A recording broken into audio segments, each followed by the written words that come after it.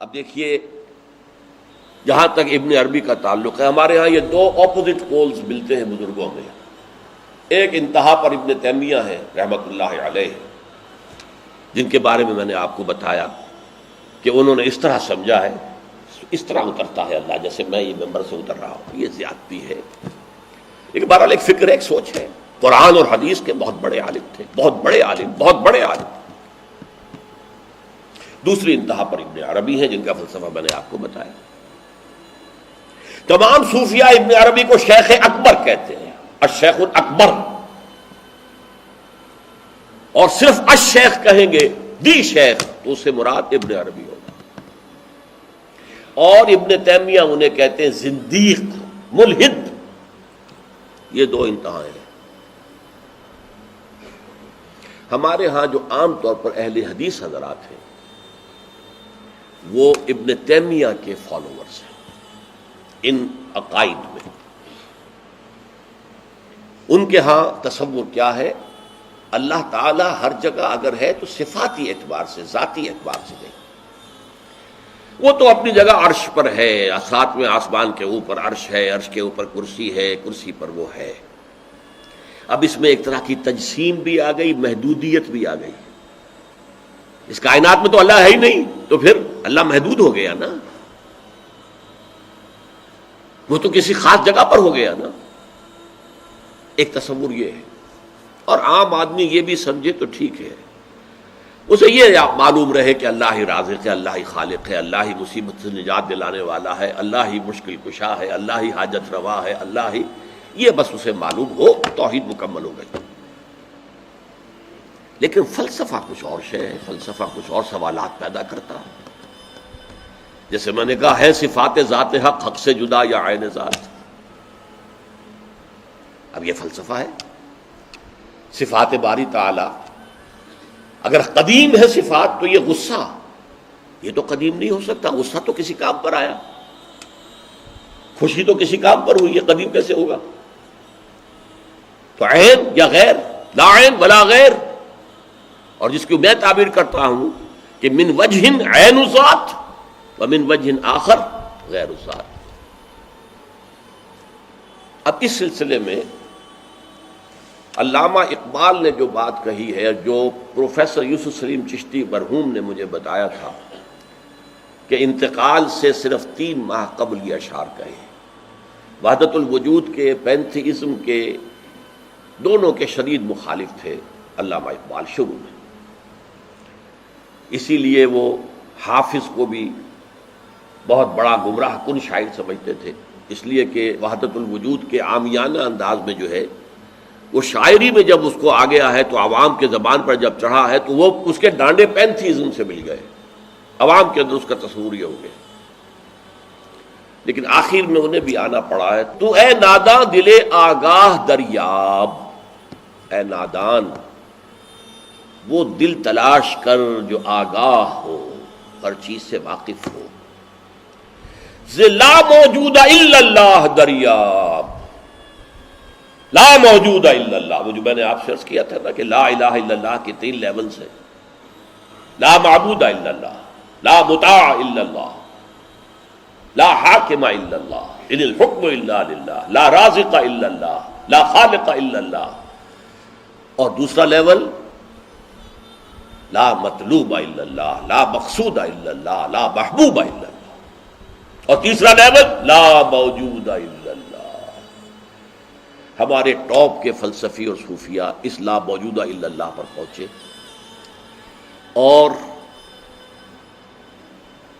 12ویں صدی کے مجدد اعظم شاہ ولی اللہ دہلوی رحمۃ اللہ علیہ، انہوں نے اس میں قول فیصل کہا کہ محی الدین ابن عربی کی وحدت الوجود اور شیخ احمد سرہندی کی وحدت الشہود میں باریک سا فرق ہے تعبیر کا، ورنہ وہ ایک ہی ہے.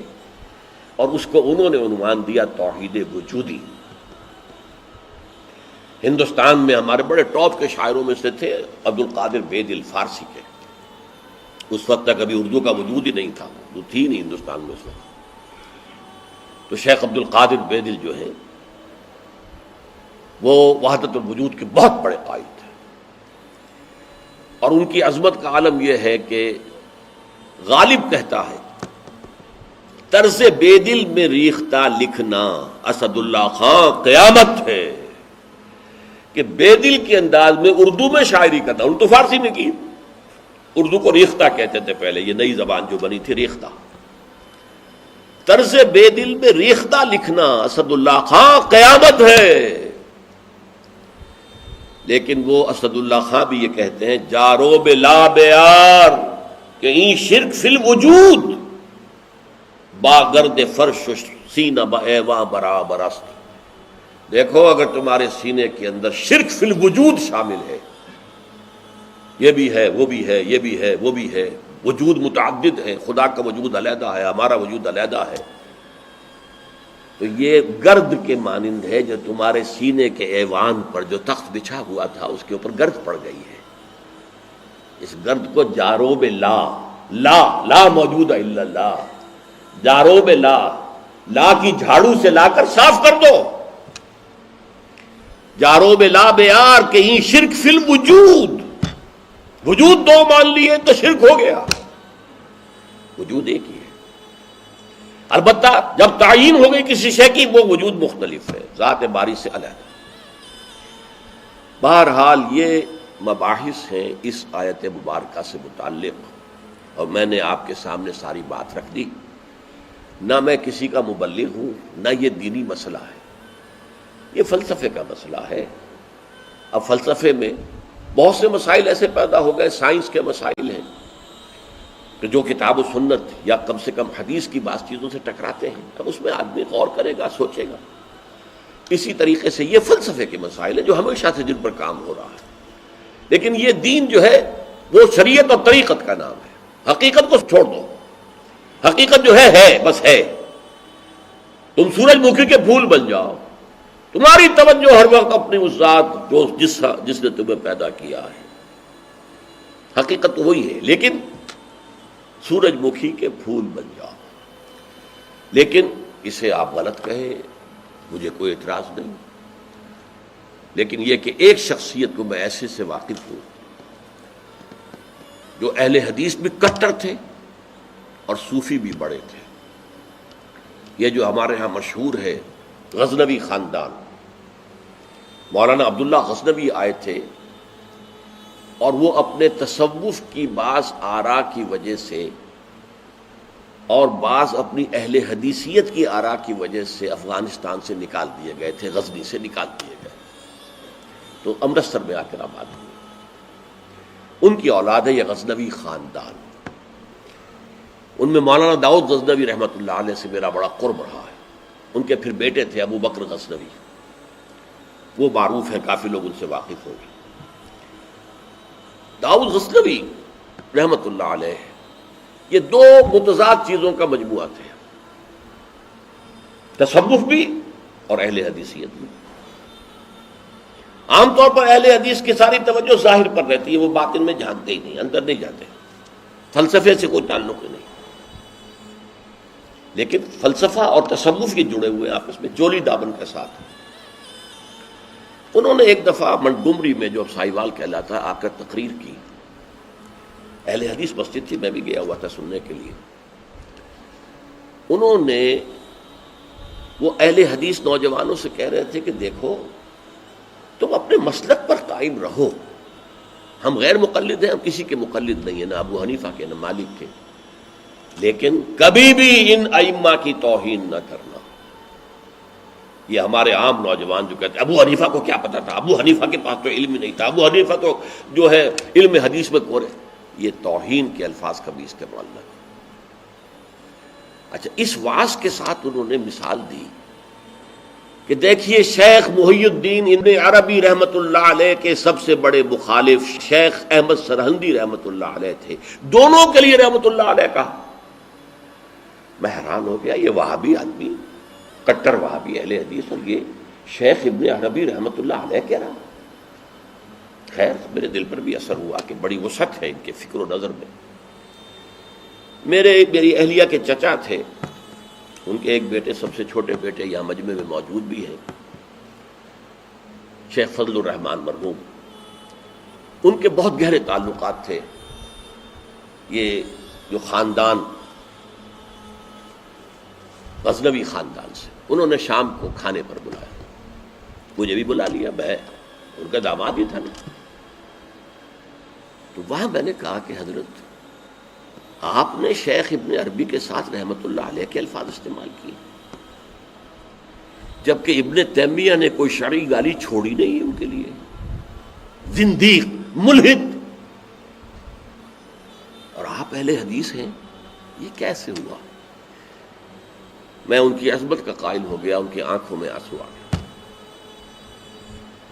کہنے لگے ڈاکٹر صاحب یہ دونوں ہمارے بزرگ ہیں, ہم خرد ہیں, آپس کے اختلافات وہ جانے, ہم چھوٹے ہیں, خرد ہیں, خرد رہنے ہی میں عافیت سمجھتے ہیں, ہمارے لیے دونوں محترم ہیں. اور مسجد میں انہوں نے ایک مثال بیان کی تھی کہ شیخ احمد سرہندی رحمۃ اللہ علیہ نے شیخ ابن عربی کے بارے میں اپنے مکتوبات میں لکھا ہے ما ذل بردار خان ایشانم لیکن چکنم معاملہ صفات باری تعالی است, کہ ہم شیخ ابن عربی کے دسترخوان کے جھوٹے ٹکڑے کھانے والوں میں سے ہیں. کون کہہ رہا ہے؟ مجدد الفسانی کہہ رہا ہے. ما ذل بردار خان ایشانم, ان کے دسترخوان کے سوکھے جوڑے ہوئے جھوٹے ٹکڑے کھانے والوں میں سے ہم ہیں.